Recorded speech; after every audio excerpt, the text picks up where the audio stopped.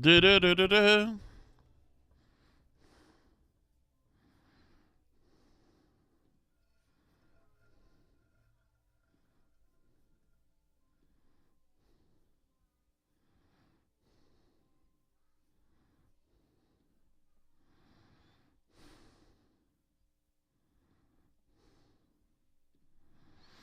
Oh, here I am. Who knew?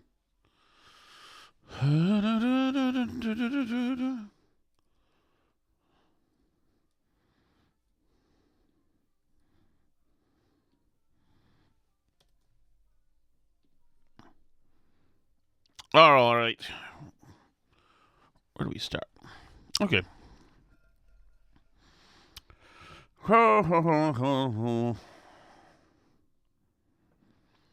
Here we go. 5, 4, 3, 2, 1. Oh. Oh.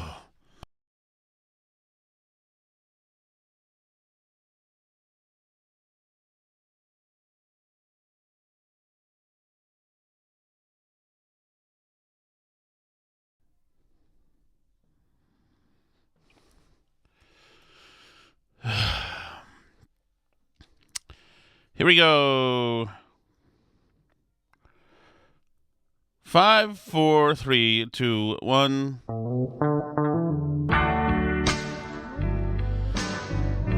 My child did something. Okay. That's the worst thing. So I come up here to the studio and I see a child scamper out of it. And they always assume, they always cover up. So I'm like, what were you doing? Looking for your iPad? And he's, no, I have it right here. I'm all set. Like, doesn't tell me that he pressed a whole bunch of buttons on this stuff to screw everything up. And I don't even mind if they do play with the equipment, but, let me know to expect surprises, But no, they don't let me know. Why would they let me know? I have another child who just got done playing baseball. He's in second grade, and it was kid pitch, which I think is a little early. Some of the kids could pitch, not quite from the mound, but the kids are kind of just learning to hit too, and so the other team was better. And so like they would be up for like 25 minutes, and then our guys would go 3 up, 3 down.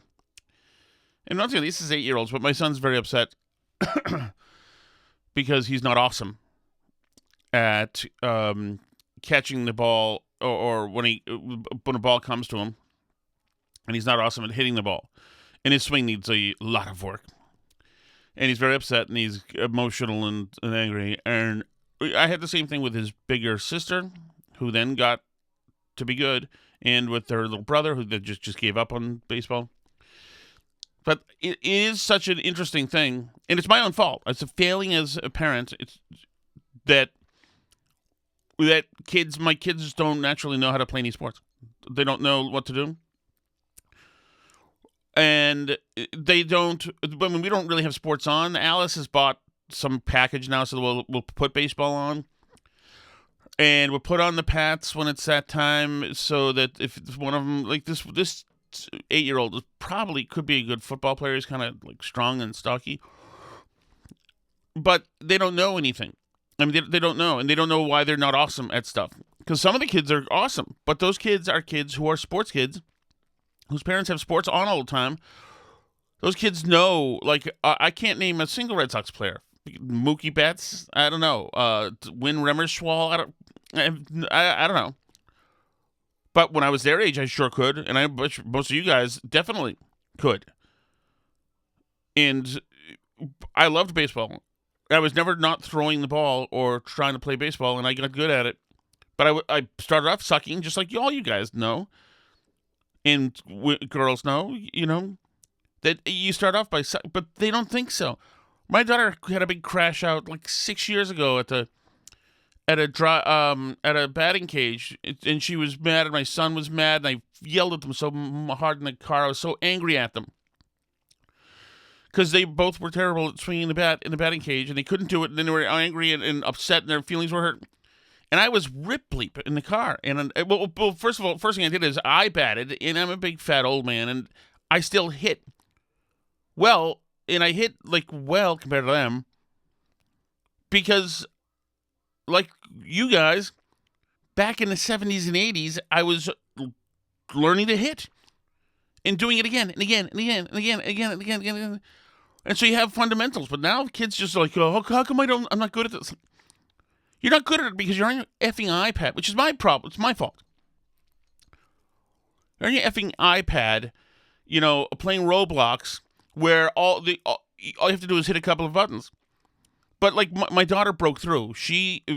I started working with her and hitting fly balls to her. She was all upset. I can't get fly balls. And then pitching to her, and she started to get it and make contact, and her uncle would come over and he would throw a pitch to her.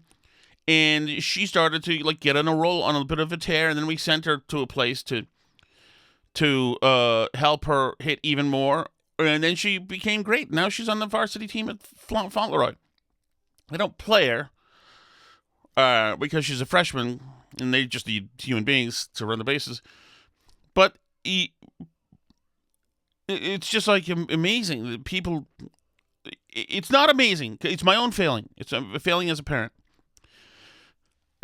But I hate it. I was watching my son swing today at these pitches, and I'm like, how the fuck did I let my son turn 8 years old and swing like that, a baseball bat like that? It's like it's so disheartening for me as a parent. There's like no bigger thing, and like they're not thugs and punks and arsonists or school shooters yet. And they're good at school. So there's there's that, which that's not me, that's their mom. But like they don't know, and then I'm never around. I'm just too busy. I played frisbee with the 8-year-old last night a little bit, and when we're inside, we'll like throw the ball around the room, which I just think is like a little rubber ball or a tennis ball. And like me and 3 or 4 of the kids will just throw it from each corner of the room. Maybe I'll be watching TV or whatever after the podcast. First of all, top 5 fun activity. Always has been. Always has been. But, I mean, we do that, and that's good for them. That's good hand-eye coordination stuff. There's no doubt about that. But for just time to go out, first of all, this is the worst excuse of all, but I'm going to say it anyway. Massachusetts only has 6 months of good weather. And for a couple of those months, the kids are at school till the afternoon, and then we have too many kids. Then there's stuff in the weekends that they do. Like every weekend's a washout. What was this last weekend? This last weekend was the Republican thing in Worcester. So that's washed out. There's another day, a Saturday blown up. Friday night blown up. Saturday blown up. And then Sunday we're trying to get our bleep together for school. But it's different. But also another thing I was thinking, and you guys know this as well because you had the same experience. There was no internet in 1979, and there was no nothing, and there were very few TV channels. And if you lived in a street somewhere with other kids around, you guys would be playing every sport. You play every sport. We played everything on our street. And we were lucky. We had a little dead end with about 6 kids on it. So there was no cars coming. There were no cars coming down. And so all of us fundamentally learned how to play every game and to play against each other and be competitive and this and that, which our kids do not have now. We live in a road that's got a cul-de-sac, and a cul-de-sac is a great place to play like wiffle ball because it's like a home run fence, the curb, But and we let our kids go up there, all including the 8-year-old, a 10-year-old. I don't even know if he's 10. I think he is. And then obviously the 12-year-old's allowed to go wherever he wants. And they'll go up there, but there's only like one other kid who lives next door who's allowed to go up there without a parent. The rest won't go up there without. So the cul-de-sac is not being used, which to me is just a freaking crazy. amazing. We have a friend, I think we've already said this, but we have a friend who lives 5 houses down, and their kid, we ask if they want to let their kid ride bikes up at that cul-de-sac. And they said, oh, they can't because they're on a Zoom meeting, and they're not going to let them go, alone. It's like, what? Not going to let them go alone? What is that? So I don't know. I look at that as just part of this big thing with why kids are like have anxiety and stuff, and yeah, and it's the screens too, and that's another thing that's like the screens are just rubbish. But we let the kids have screens. I mean, they do learn some good stuff. Most of it's just rubbish, and the kids like it, and it just makes them stupid. But I mean, you don't have control over them all the time.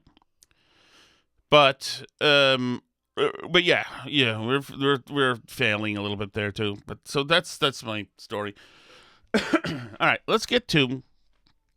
I got lots of great feedback. Oh, let me check this out.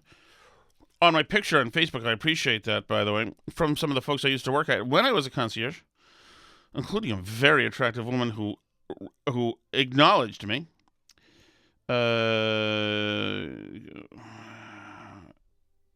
Who I reached out and tried to get her to admit that I was good looking, and she has not as yet. And I'm serious. I'm looking for that validation from her because she was really attractive right out of college in 1997. That is not. I am not too pathetic for that, and you're not surprised. Okay, Graham Plattner is now going to be the Democrat running for Senate in Maine. It's amazing that this is where we are now. Janet Mills just ran out of money, ran out of enthusiasm, couldn't fill a room. She sucks anyway. And so now these people, the left has decided, yeah, it's absolutely just fine to like this guy who's lectured women who get raped on Reddit, who has, not that his point was like without total merit, but it's not supposed to be accepted among certainly progressives. He said, if you don't want to be raped, start getting so damn drunk. Stop getting so damn drunk. Something like that. He also did another Reddit thing where he asked why black people don't tip, which I don't know that is a thing. In my experience as a concierge, which I was, I don't remember that being a thing. We were more concerned with where you were from. So like a black guy from New York City was tipping, and a white guy from New York City was tipping. It doesn't matter what color you were. If you were from Canada, you were a crappy tipper. And if you were from Ireland, not a good tipper. England, not a good tipper. We give some grace to the Europeans because they have a VAT tax and they don't really know that. But there are some people from some places that just don't tip. And some of those are in Southeast Asia as well. Or this was how it used to be. I don't know what it is now or how people get money. Why am I talking about? Because Plattner was saying that. But the best thing what you wanted was the best tippers were the guys who sounded like Trump. Big, loud, arrogant a-holes from New York City and Long Island. Those are the guys who would grease everybody. They'd be jerks and way too loud in the lobby, but that's who you wanted. I do miss getting tipped. I can tell you that. There was a certain time when right around the time that picture was taken, when I had a very busy life. But it was a good life. I was looking good in that picture. I was, jogging. I would go to work every day from 7 to 3, concierging. And then Monday through Friday, which is good after you get seniority, it takes a while to get those weekends off. And then go home, jog, shower, jog around the Charles River. A prime example, by the way, of, what's that? Who's the fence? Schrodinger's cat, right? And then somebody's fence. A prime example of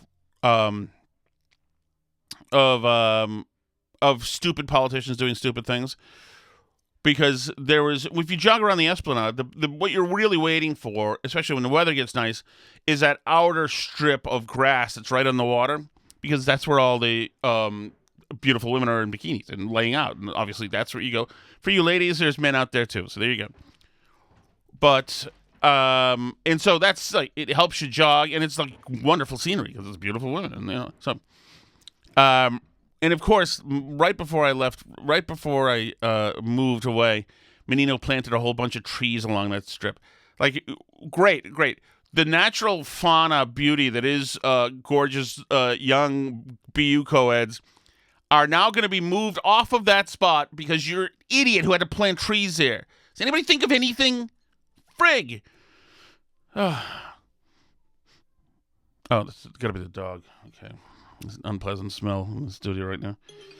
That is Alice. She just dropped her child off. Now she's going up to Fauntleroy. Graham Plattner. Yeah, he said a bunch of whole terrible things. And he had the Nazi tattoo for a long, long time. And he only got rid of it when he was running for Senate. And there's stuff wrong with this guy. They've scrubbed his history. They don't answer any questions. We today ran after him in the main wire. John Featherston was up there, and he wouldn't answer any questions. He just ignored. They don't commented us. His comms person wouldn't talk to us. It's like, okay, so this guy with the Nazi tattoo, they're going in a prevent defense through to the general election now. They're not going to do it. They're not going to be transparent. They're not going to answer any questions, any real questions. And they're just going to try to run out the clock, hoping that he's got enough momentum and there'll be enough ad buy to beat Susan Collins. Maybe he will. And that could do it. Get him and a couple more, and then you've got enough people to convict Trump, to get rid of the filibuster, do all sorts of stuff. And we'll see. It's not good news. And the fact that these like weird Nazis and communists and socialists are the mainstream of the Democratic Party, also not good. This is not a good sign. We've tried this. It's also stupid, and we've tried this stuff before. I got a little bit of Plattner here. Plattner appeals to lesbians. Does he? However, non-Alice burn barrels are just therapy for Tom.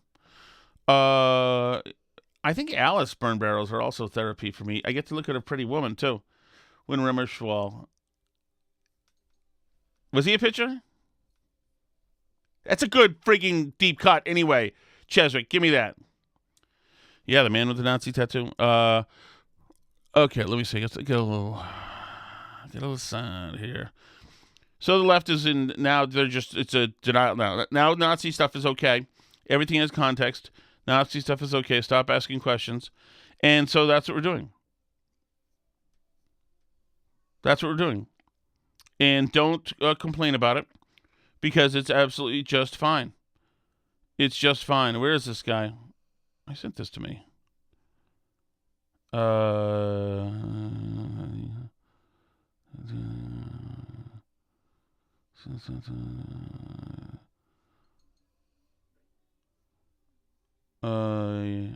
is it? Freaking sent it. Okay, let me find it somewhere else. Where did I send it then?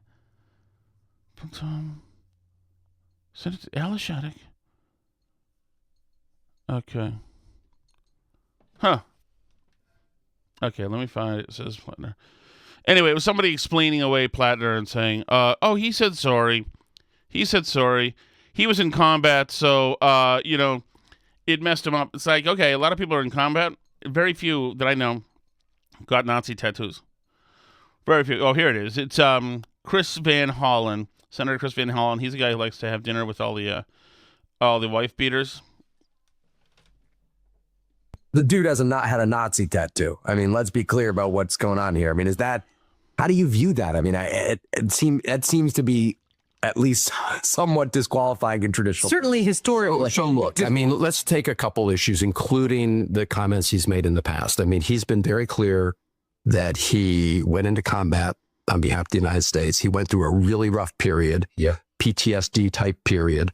And he has himself said there are lots of things he's done and said that he completely regrets. Yep. And I do believe people should have second chances, and that people can learn from their mistakes.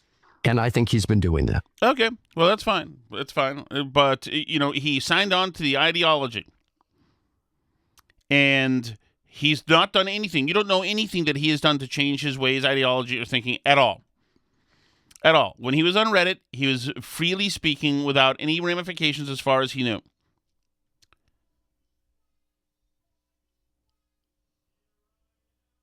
And that was it.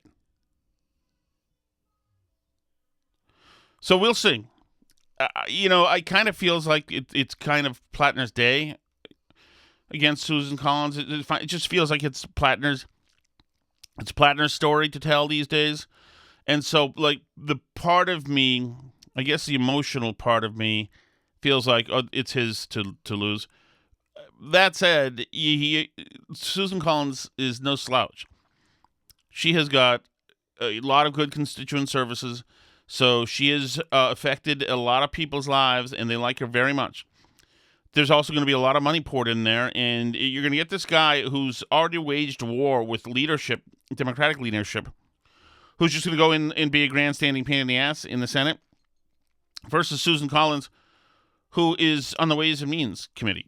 Appropriations Committee, and who is a swing vote, which means she's got a lot of juice up there. So, and I don't necessarily love her. I don't love any of them anymore. I don't know. But it is kind of amazing that we're doing this and that we've gotten this far, and that's what the left is. I mean, they literally think it's great. They literally think it's great for that the United Healthcare guy was shot in the head. They think that's awesome. They think it's great that people attack ICE law enforcement. They'd like to see ICE dead.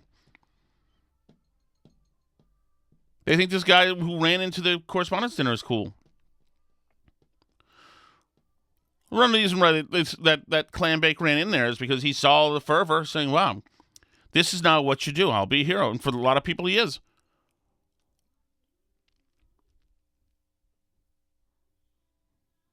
But, like, how crazy backwards do these people have to be? Like, they're having Tim Walz in Portland, Maine tomorrow. You're bringing in the king of Somali fraud into the, like, up-and-coming Somali fraud capital in Maine.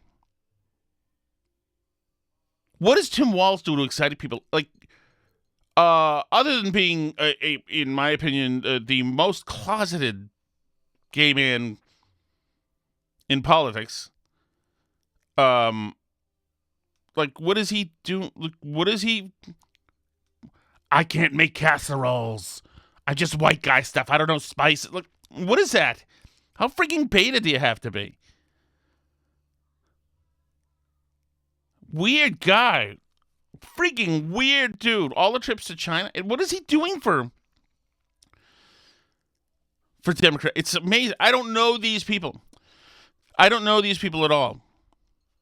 All I know is that a bunch of very well-off 60-something, 50-something, waspy housewives who would in really nice houses and lots of Range Rovers who have "Hate Is No Home Here" posters are also Graham Plattner, the Nazi tattoo guy poster people lovers.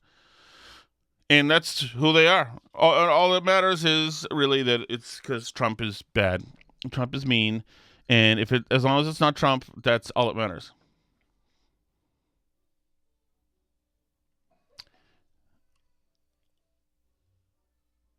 Ned Snark says he will not win. York County is hers. Yeah, maybe you're right. I think you'd probably know better than I, Ned, but I don't know. Do all those college students get to vote? I assume they do. And I don't know. The state is a very blue state at the moment. Maybe you're right. I just don't. Yeah. I mean, I hope you're right. I hope the country and the world gets fixed too. This is not a good situation at all. By the way, I've gotten some feedback about what I said about my daughter's friend. My daughter's friend whose dad died. She's only 15. And it's interesting. Some great stuff from some of you, and I appreciate that. And I was thinking today that so my daughter doesn't know that the depth of the shock that her friend is going through. Because to her right now, my friend, Sheila's dad died, are just words. Because my daughter hasn't downloaded the pain of what that actually means. She doesn't know. So I'm wondering, like, should I try to explain how that feels, or not, or just keep her away, or not explain? If I explain how that feels to lose a parent, mind you, I've not lost one when I was this young. I was in my 30s. Like, do I want her to know the horror? Do I want it to sink in? Or should she be a spectator, untouched emotionally, but still a good friend? Like, what's the thing to do? I don't want to F her up, but I want her to also know that her friend is going through something that is more than words, more than dad doesn't live here anymore. You know, it's like, it's more than any of that stuff. It's even more than, like, although she hasn't lost anybody yet, but like a grandparent, and it's a different thing. So, you know, if you've lost a parent, especially when you didn't see it coming, as a you know, it's like an amputation, and suddenly in your like, you know, your life gets a little bit dimmer, and you're looking for where that, like, limb was, and you're like, sometimes you feel it, like, oh, what is it? Huh? Your parent still isn't coming, still isn't calling, still isn't doing these things, still isn't sending corny emails, still isn't. So it's kind of a conundrum. I drove my daughter to school today. Obviously, her friend is not in school, and we didn't mention it at all. We just played a bunch of music, and so I thought about that. And I thought, well, it was good that we just played music, and it was like a normal day. And maybe she doesn't want to think about it or talk about it. I'm not sure, but I don't want her to be blasé about it. Now there is this thing going on here. I'm going to come down on something that I think you're going to be surprised by. I have Tom Shattuck. I have been known to objectify women. Well, no, I shouldn't say that. My wife. I think that is fair to say. And so this woman posted this thing today. Lovely woman named Caitlin Nicole. And I guess this is mostly for the women and the guys out there. I want to know what you think. All right, woman to woman, you guys, the workout clothes in public have gotten so wildly inappropriate. If I'm uncomfortable and there's like families and children around, you should be really uncomfortable and like also kind of ashamed. Like it's kind of insane. Like I'm getting a matcha, the girl next to me, like neon orange, which first of all disgusting, but I'm telling you, the shorts are so short. They don't even go down her leg. It's so tight on her vagina. I'm like, if I... okay, well, so I have noticed... Oh, it says the battery's dying. I have noticed this... as well. And in with women younger than... who shouldn't be dressed like that at all.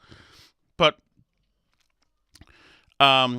I'm going to agree with this woman. This is like enough. You don't want to be. Women are beautiful and it's great and all that stuff, but you don't want to be showing your intimate anatomy. And there's like, that is like what's happening. It can't be comfortable. I can't imagine that's at all comfortable. But yeah, no, you got to leave something to be desired. You got to. And beautiful women are great. It's wonderful. But yeah, just stop it. Like, it's ridiculous. And also, you know, and if you want to say that there should not be like banana hammocks or Speedos for men, yes, I agree too. And men should not even have bare feet or what are they, slippers, whatever they're called, the things that, sandals that show your toes. I think if you're a man and you show your toes, you should be caned in the middle of the street.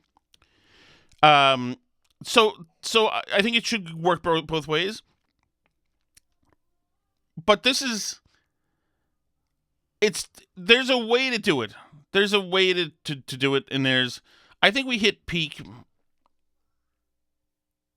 Go back to 2010, and that'll be as revealing as you need to be. And by the way, let me say another thing.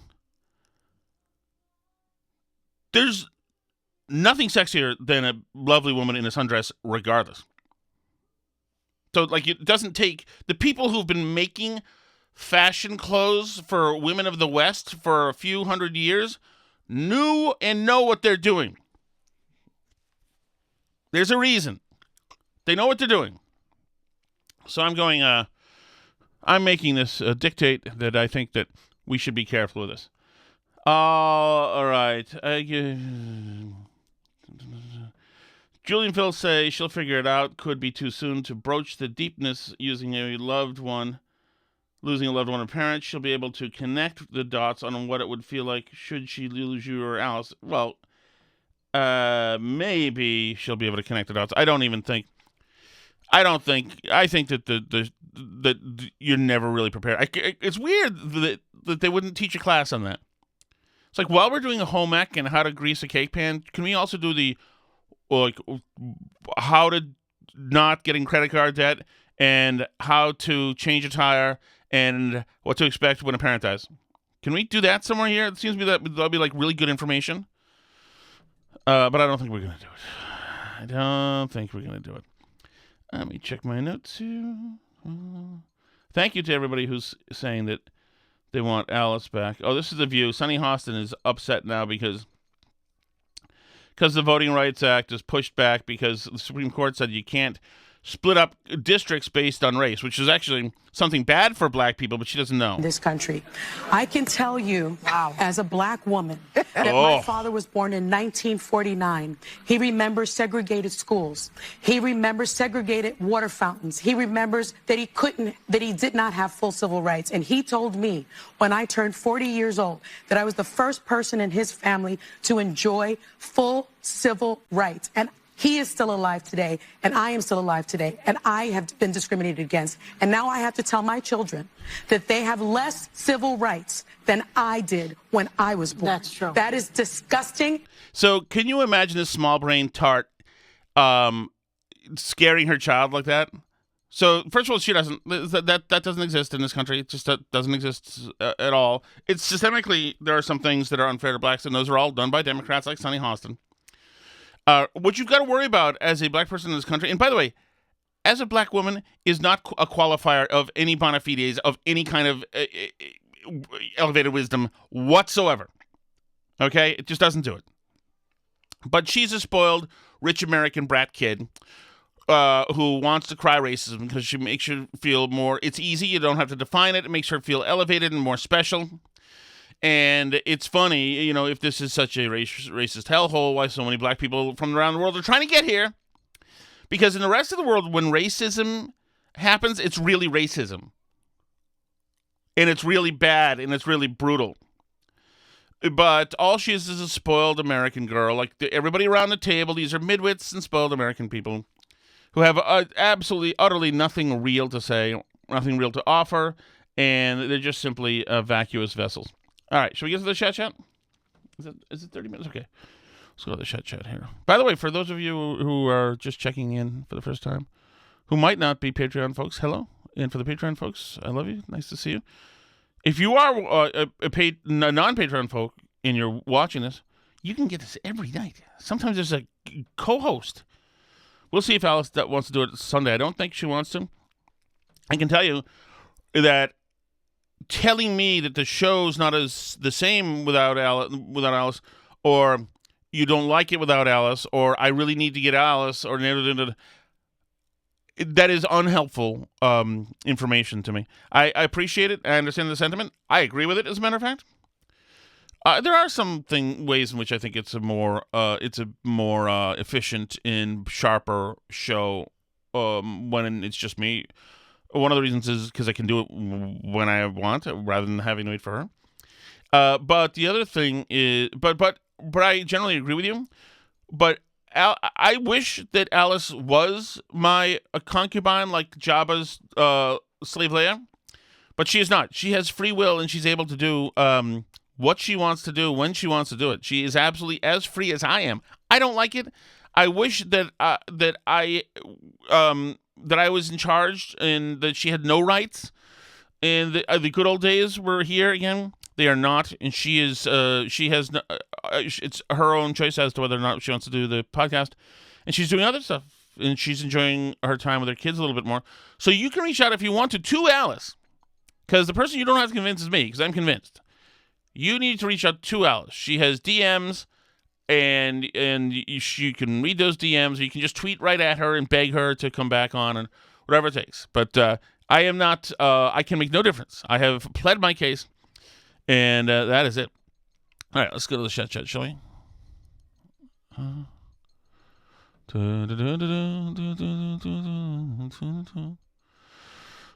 Oh, goodness. Ooh, lots. Here we go. Wow. Hey, Billy from Manchester. Hey, Billy. Tim, as always, on the right track of hunting down frauds. And this concierge fallacy is what it is. He was never a concierge. He worked at a hotel. I'm the story today about the hot woman who wanted to change him. Laura And she didn't really change me. She wanted to date me. That was good because Supple had just dumped me. And then I whipped myself into shape, and then Laura, beautiful woman, nice Chicago accent, lovely, smelled great. And then you get the reporter who wants to do a profile on him, an expose on Tom Shelby. Billy, this stuff is all tweeted out there. The proof is out. Alice put it out there. It exists in the world. The concierge. It wasn't an expose. They were just finding a dude every month, probably to butter up the hotel, to give them some free pubs so that the hotel would then buy a subscription to whatever they were pushing. It sort of reminds me of the plot of, or part of the plot, I guess, of Cocktail, where Tom Cruise goes to Jamaica, kind of like a dumb bartender, and then he comes back, he leaves Elizabeth Shue for the rich woman who wants to, make him his dog and change him, and Tom, Cruise doesn't want to do it anymore, and then you get the Gina Gershon doing the expose on him. Same thing, like, oh, I'm infatuated with a bartender. Oh, let's be infatuated with a concierge from a Boston hotel who knows nothing. 58s at 1 minute. Oh. Is that true? I know some things. I know that there are 294 steps in the Bunker Hill Monument. I know that what's his name? Samuel Addison Clegg. Who's the black guy who was shot in the Spiro Agdix? Who's the black guy who was shot during the Boston Massacre? Anyway, he's in the North End in that cemetery. What cemetery is that called? Damn, I don't remember that anymore. Gilbert Stuart is buried in Boston Common. There you go. Still have that. Who's the guy who did The Raven? That guy lived in Boston, just south of the Boston Common. Yeah, I get some stuff still. 542-1340. That's Lockover. All right, ready? Challenge me as my concierge Bonafides. Well, if it isn't West Newbury Man, a.k.a. Cinnamon Stick, you spent 15 minutes talking about that article and you had no ending to that story. That is not true. You just jumped straight into redistricting. By the way, it was a defense because I was doxxed by an evil blonde witch who lives in this house. So it was a defense because I'd gotten feedback throughout the day and I was made sport of and I was mocked relentlessly. When you don't answer questions and you allow the writer to do whatever they want, you cannot complain about it. What do you mean? Even all the gay stuff that's written in there. My boyfriend Paul really likes it. Wait a second. Hold on. She didn't have to make it the most flamboyant freaking article in the history of the world. For God's sakes. Oh, I guess you're right, though. I guess I needed media training. So before I became a very influential and famous media person. When I give him an emerald necklace. What is that? What is that? You're conflating a couple of things, I think. Don't give anybody an emerald necklace. That is Frederick Law Olmsted's deal. Who also did Central Park, by the way, and the Washington Mall. Even I don't know what that is, dude. What? This if I were you, I don't even know why your mother would have saved that. Yeah, I know. She should have just done the same thing she did with your screenplay, which is just throw it out. Don't save it. Don't put it in a frame. I know. None of this has your wording in it. God, dude. I know. God. Believe me, my mother saved it because she's thought so little of me that finally here was a picture, an actual published something that showed me in a suit, looking fairly good. And so she figured that's the best she was going to get.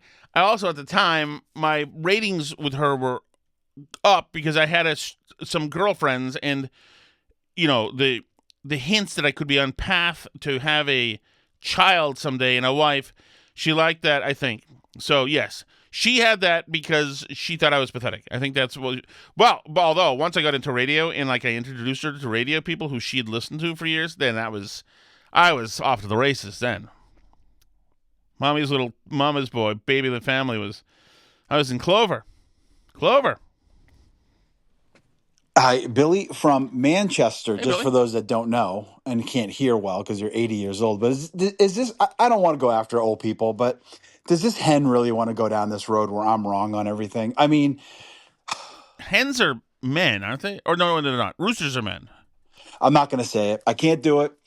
If she responds, I will have to go after her, but I don't want to do it. I'm right on a lot of things. That's why I Incorrect. get reaction like this. She knows I'm right. She just wants to defend, but I just don't want to do it. It's very Trumpian. She just wants to defend. Fix the hearing aid. She got the left one working because she got the Billy part, but it's from Manchester, Jennifer. Okay. Wow. 39 seconds. Wow, that is tough. Is that Manchester, Mass? Do we know, or New Hampshire? Oh no, he's in Florida now. Anyway, it doesn't matter. All right. Hi, Steve from Merrimack. Hey, Steve. Two things. One, allow me to defend David Cross on one issue. He is married to Amber Tamblyn, who, in her prime, was extremely attractive. Really? I don't know her. Thank you. But she, of course, is I also didn't know Gina Gershon until you guys bullied me about it. But I didn't know she was in Cocktail. I'm going to have to go back and rewatch Cocktail.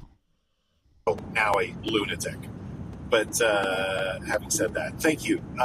Second thing, Tim, the screenplay. Now, I don't know if you remember, but I have left at least 3 or 4 chat messages over the years asking for us to do a dramatic reading of this alleged screenplay, which, it's about Tom and his friends and their sexual exploits. And I wanted to call it The Mild Bunch. Thank you. And but my only demand is that I play Tom. I play the Tom character because every line reading I give is going to be like, "Hi guys, I'm just back from being a concierge. Oh, it's Cyril, my gay friend, but I'm not gay.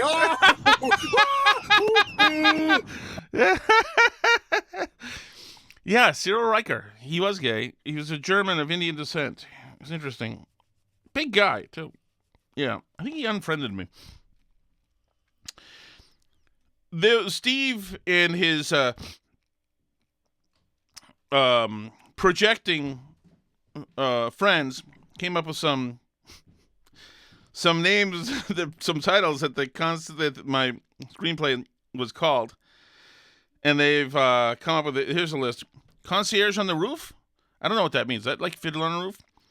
Lawrence of Provincetown. That's Lawrence of Arabia, but in Provincetown because it's a gay town, I think. Citizen Gay. Tommy, this is there's an element that's not in these submissions that's missing that I think that's required to make it humorous. Tootsie, the Wizard of Ass. This list sounds like a list that would be effing awesome 11 beers in. Midnight Cowboy, it's the real name. It was indeed not true. I was not gay, though, so... And the book, I don't think the book has anybody gay in it. I mean, the screenplay. When Harry met Paul... Milk, and then bent. Yeah, no, that is untrue. That is untrue. I did have a gay guy touch my forehead one time in there was a Mexican place downstairs in Faneuil Hall. He was like, "You have a severe forehead." And I was like, "Okay, whatever." It was not at a gay event or a gay party. It was a concierge party, and the guy just liked my forehead. Okay. So when I'm thinner, I think my forehead is more of an issue. Hey, Tom Thompson. Hey, Tom. Hey, Tom, don't worry. Just because you told that story about being in the magazine and concierge month, club, don't worry. No one will make any disparaging remarks towards you, I'm sure. I wouldn't think so. Everyone will take it in stride. Thank you. 24 seconds. Yes. Have a good weekend, cinnamon stick. Woe betide you. How dare you? How dare you? Straight as the day is long. I have a lot of kids, right? Means I'm not gay. They don't allow them to have kids. It's true. I'm laughing because I'm seeing the naming convention in some of these. Hi, Steve from Merrimack. Hey, Steve. Just some other thoughts about this screenplay. I'm trying to imagine scenarios and dialogue in the screenplay, and I keep coming back to one image, and it's an image of Tom and his boys in the red hat having vodka drinks and quaffing some beers, and just talking shit talking each other, playing the dozens. But then, Tom's like, he's got three of his friends, and they're... What's the dozens? Dozens trivia? What's the dozens? Talking each other, playing the dozens. But then, Tom's like, he's got three of his friends, and they're all just in awe of Tom's prowess. And they're just like, Tom, it's incredible. All these women are throwing themselves at you. How do you do it? And in my mind, Tom responds with, well, guys, when I do a bitch, she stays done.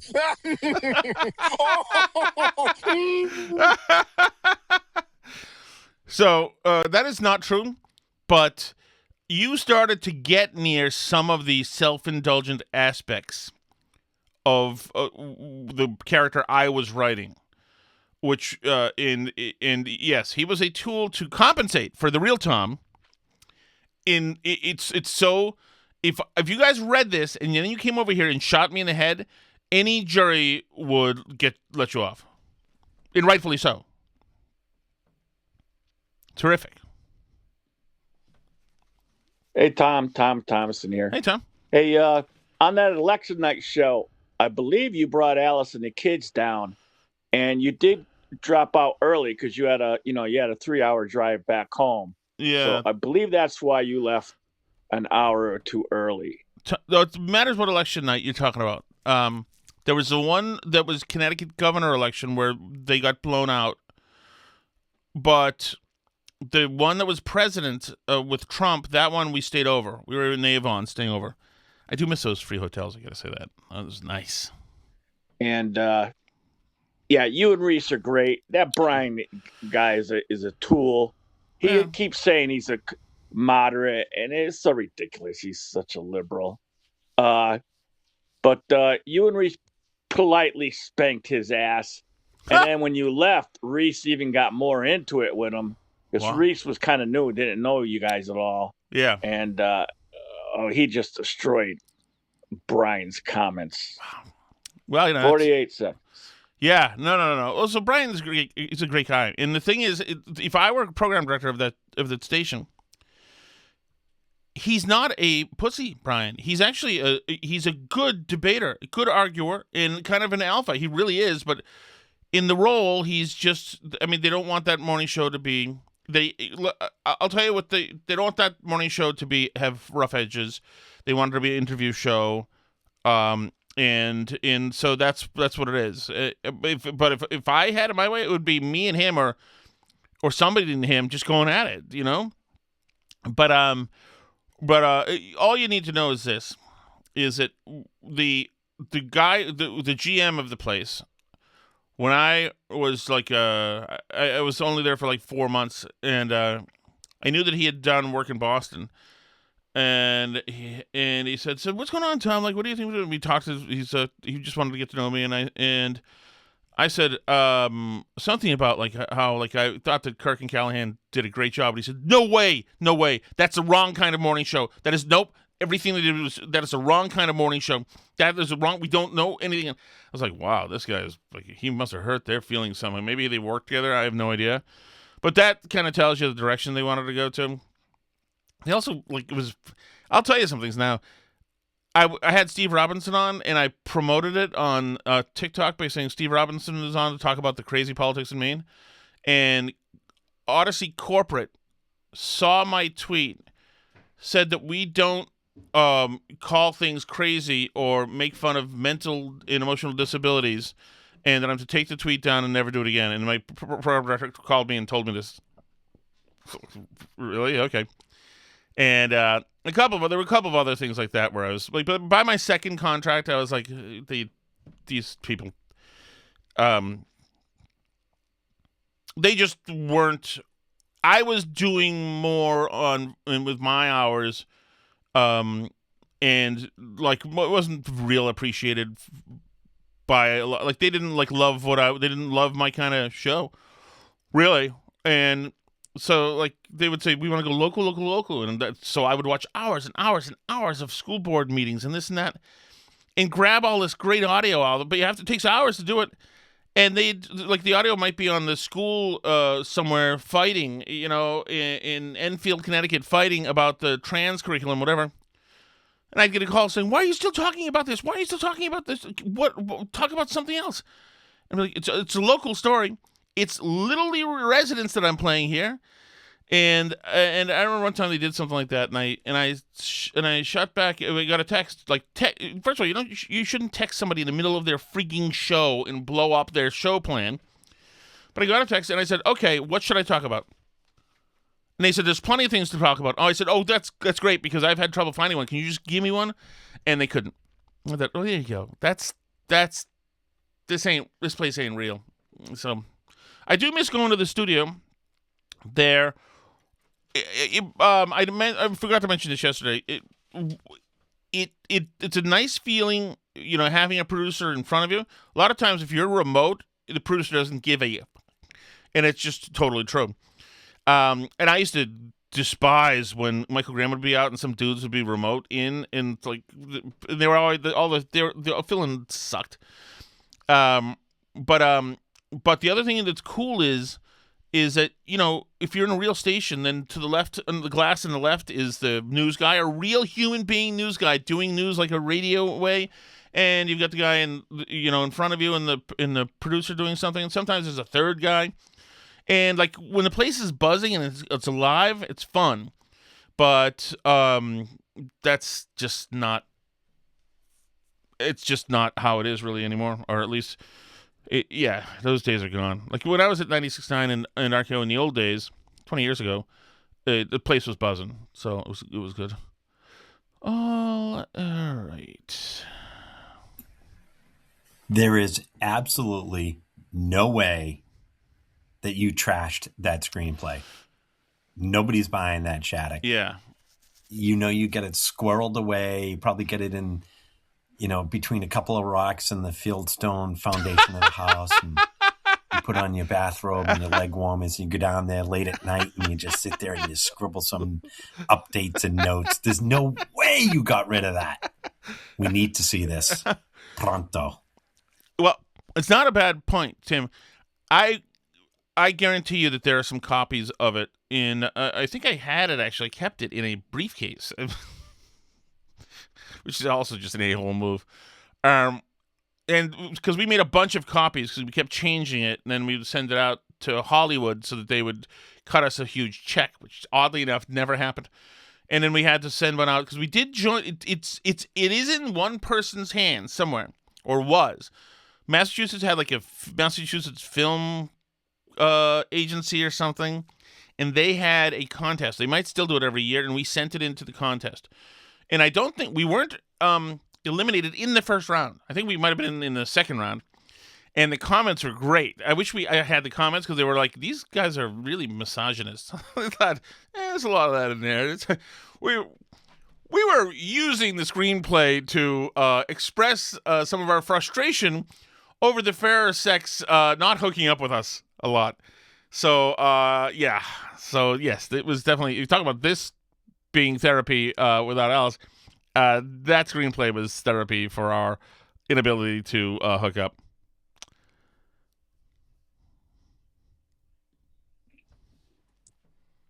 Steve from Merrimack. Hey, Steve. Interior hotel, mid-morning. Sunlight streams through the windows. We see a corpulent concierge by his station, proudly wearing his Omni Parker House uniform. An attractive, youngish couple approach the corpulent concierge. The husband speaks. Excuse me, sir. My wife and I have never been to Boston, and it's a beautiful day outside, so we were wondering, if you could recommend anything to do. No, hold on, Steve. Indeed, interior Omni Parker House, I think, is in there because there is not the first scene, but the second scene is in the lobby. Now it's all coming back to me. Is in the lobby. Exactly. You are right about that. The concierge looks thoughtful. He's very interested in helping them. He loves his job. He speaks. Oh, my stars. Look at you two. Cute as a button. Well, as you know, we're in fall here. So one of the things I dearly love is the reds and yellows all over Boston, but specifically go to the public garden, walk around. You'll have so much reds and yellows to look at. You're going to plots. Steve, first of all, that was not at all how I spoke or wrote, as a matter of fact. But that's not far off from a lot of the fellas who were concierges. Know what I'm saying? You get a plot. Am I Jewish in this? Clothes to look at, you're gonna plots. You know what I'm saying? Oh, and by the way, since we are in fall, you probably came to Boston for a cozy sweater because obviously there's no cozy sweaters where you come from. Where are you kids from? Oh, Suffern, New York. Jesus, God. Well, I'm a Neiman Marcus boy, but I have expense. Neiman Marcus just closed, I think, as a matter of fact, Steve. Neiman Marcus just closed. Needless markup, right? Right? Of taste. But you two troglodytes from Suffern, you go straight to Filene's basement. You know what I'm saying? And one last thing. If you're looking to get knuckled on some hot apple cider, I recommend you go to my favorite place in the South End. It's called Glory Holistic Tea. Yes. You can go over there. You can get a hot cider with a cinnamon stick. And you might also get someone else's cinnamon stick. You know what I'm saying? Cut to the married couple who run screaming from the hotel. Thank you. God, we did have a lot of over-direction. Exterior, smash cut. Steve, that is this. You have that concierge that you're doing right there. That would have been a clay door. That would have been one of the elites. That was not me. That was not me. Hey, Tom. Hey, Tom. Thompson again. Hey, I like the indictments that are coming down. I would like your opinion on who you would like put in jail the most. My three in order are Waltz 1, Fauci 2, and Comey 3. Yeah. It's a really close between Waltz and Fauci, but I think I'd like him in because he was a real Democrat operative. So that's why I give him the little rush. But I would wonder what your reorder would be. 45. It's a great question. I think that Brennan has to be one. Although if you want to go to an order of my preference, Adam Schiff 1, Brennan 2. I also want Francis Collins in there. So, okay, and then I'll go Fauci 3. So, Adam Schiff 1, Brennan 2, Fauci 3. That'd be my wish list. And unfortunately, I don't think I'm going to get them all. All right, let's see. Let's go to some of these. Dr. Cheswick said I had a death and dying class in high school. Is that in Catholic school, I assume? Ned Snark says, I'll never forget Sonny's family owned slaves. It's a great point. I had forgotten that. But yeah, they were like big time. Steve's World. Hi, Tom. Frugal Yankees here. Frugal Yankee here. Hi, Tom. Steve. Frugal Yankee here. I'm not sure what that means, Steve. Steve's World. Hi, Tom. Frugal Yankee here. Oh, does that mean that you're not a tipper? Like what I was saying that the Canadians do? I'm not this fat, by the way. This is because I haven't shaved in a while. I'm not this fat. I'm Wigovi, whatever it is. Crispus Attucks. Yeah, he's in the North End Cemetery. What is that called? It's not the old granary burying ground, right? I don't know what that is. Cops Hill. See, it's coming back. Stop the presses. Erase all thoughts regarding Sonny Hostin. Playing the as a black woman card trumps everything. All bow to Sonny. I know, it's disgusting. Crispus Attucks. Thank you. Oh, you got it. There you go. With a Jonathan Taylor Thomas haircut. Wait, who? Crispus Attucks? So yeah, I guess if I don't check this while I'm going. He's referring to Jennifer from Lawrence, The Wrath of the Concierge. Don't forget the rest of the screenplay titles. I did. I read them. Did I not read them? Did I not read them? Little Boy Blue. Okay.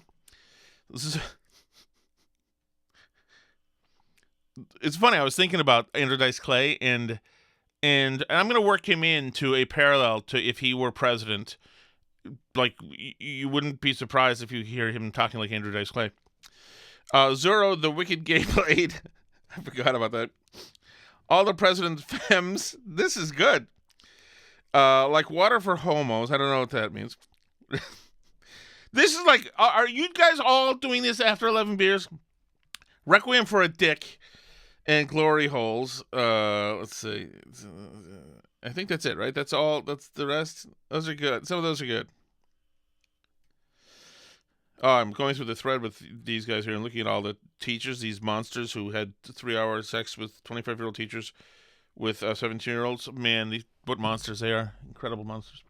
Oh, there it is. He put it in. Dr. Tom, you're stepping all over the table, Reed. You're right, I was. I'm sorry about that. Frugal Yankee means top cheap. Oh, too cheap for Patreon. Oh, okay, Steve's World. I get it.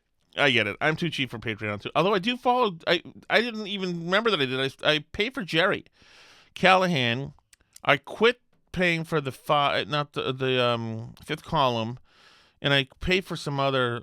I canceled a lot of stuff I get. I'm still paying for Commentary Magazine because I find it like so beneficial to my life. But yeah, I've stopped. I get it. But, you know, like it's. Although, just do it. Just wait till you're like either high or drunk or in a moment of and just get the top tier and just pay for it and just forget that you're doing it because it benefits me greatly, and I really do appreciate it. And people can tell you like the more Patreon subscribers we have, the better the show is. So we're just a few away from it being good. I assure you. Okay, fellas, I think that is it. Great week. I thank you so much. Thanks for being patient. Thanks for hanging out. You're the funniest bastards in the face of the earth. I love to see the chat messages. It is it's a very unique sensation. Oh God, what are you gonna do with that? It's a very unique bit of content to react to and to enjoy because I really do think it's freaking awesome.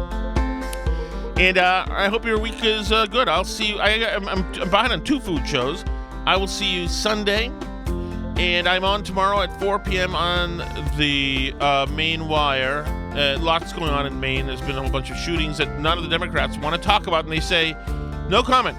They won't talk at all. These Democrats are like vile creatures. But thank you guys. You're the best. See you later.